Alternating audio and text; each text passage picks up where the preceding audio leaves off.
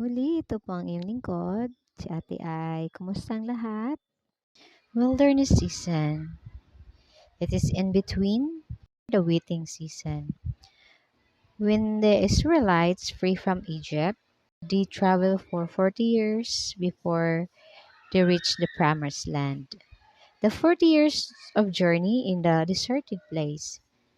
As we watch the video about Moses, we witness that despite of God's greatness and supernatural provision, still they questioned God and they tried to make other God.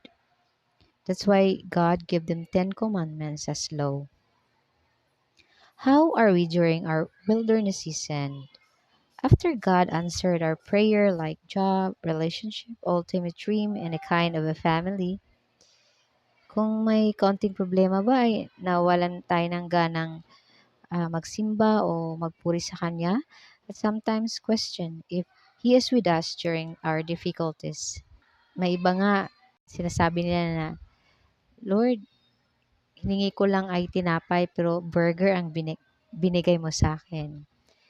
Pero biglang sinubok ng sobra ang relationship nila. Then, they question God. Bakit mahirap pa rin mag-trust sa Panginoon sa kabila ng natatanggap nating blessings? Si God ang nakakita, si God lang ang may alam ng ating future.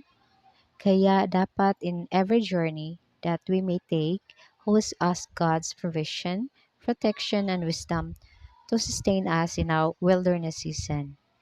Let us pray. In the name of the Father, and of the Son, and of the Holy Spirit. Amen. Heavenly Father, thank you for the gift of life and the miraculous provision each day. We're nothing without you, dear Lord. During our wilderness season, guide and strengthen us.